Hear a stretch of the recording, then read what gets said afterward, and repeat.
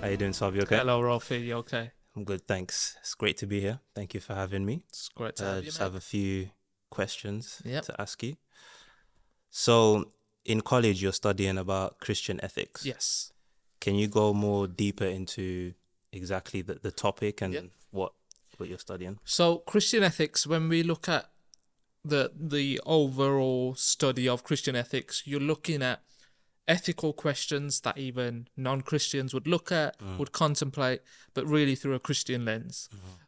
So some of the topics that we've looked at are things like euthanasia, which is assisted dying, which is huge in the news at the moment.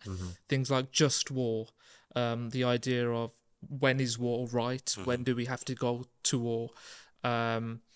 So there's different ethical issues that we are battling and facing, and we have done for many, many years. Part of my course is to choose an ethical issue, something either that we've discussed within the class, or choose something yourself. Yeah. The issue that I've chosen is a very difficult issue, but it is the issue of abortion. Okay.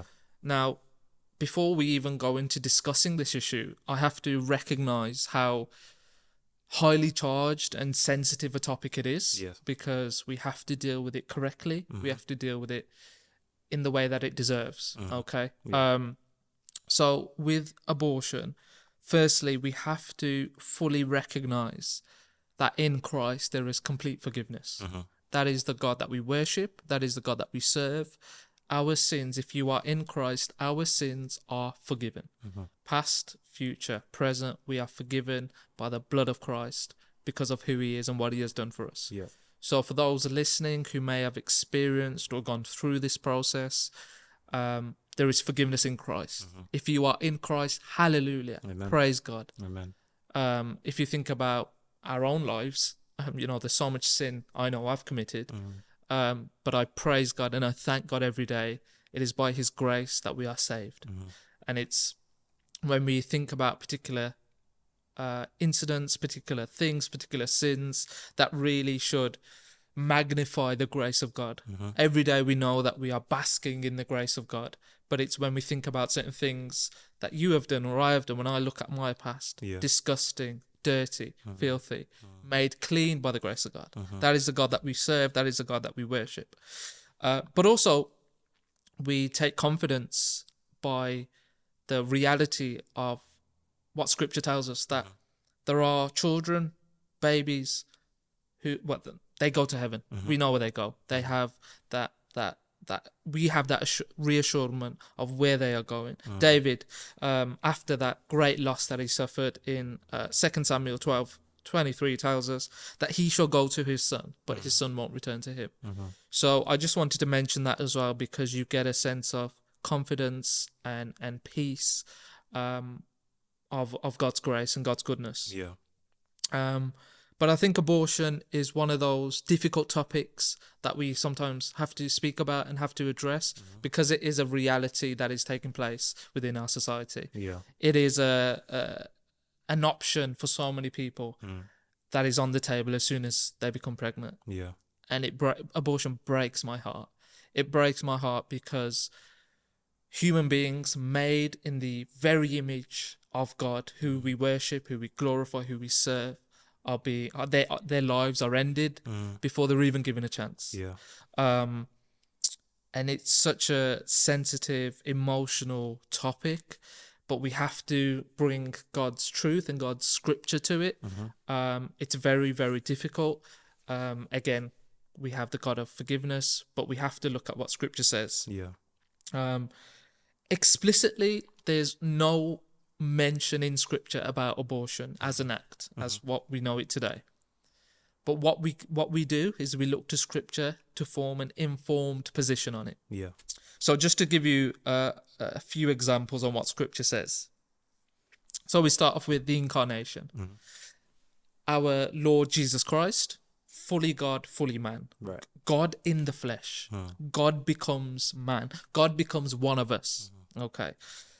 This God that becomes one of us goes through the same process that we all have gone through, whether you're male, female, whatever it is.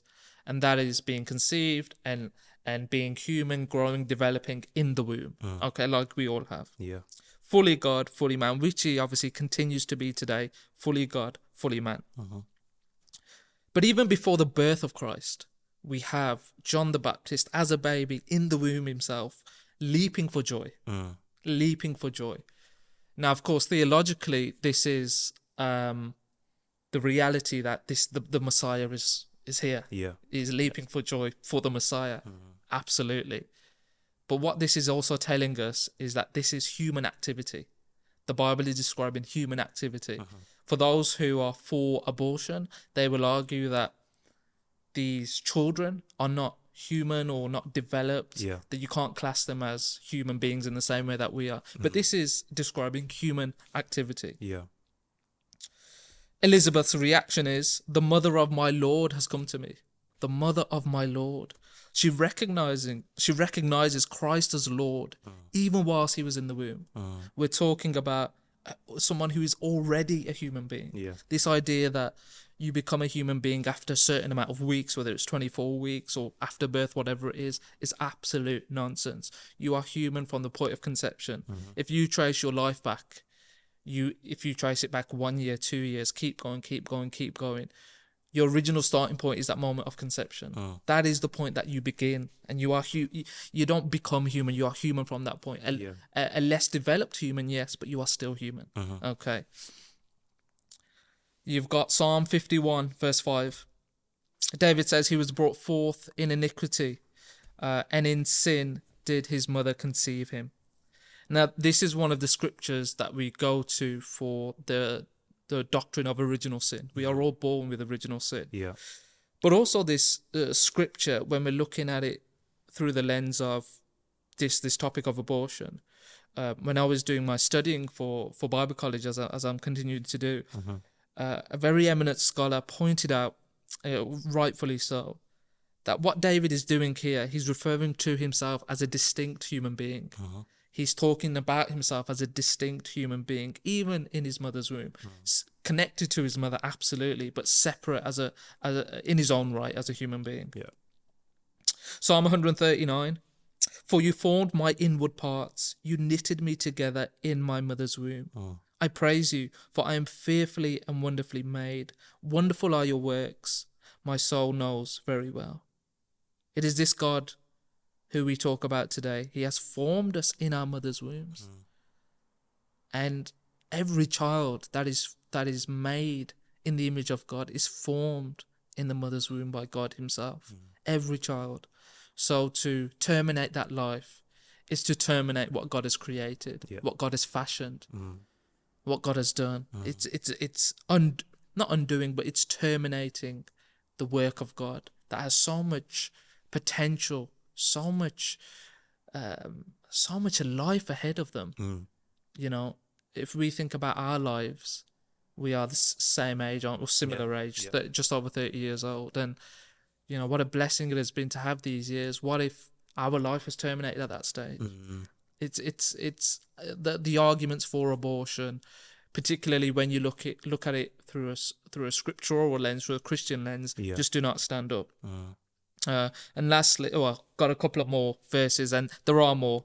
Jeremiah 1 verse 5. Before I formed you in the womb, I knew you.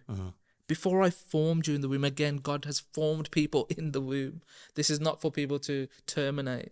This is not for people to end. God has formed them. God has created. The same way he has created all things, the heavens, the stars, the grass, the animals. This is God's handiwork. This is God's creative work.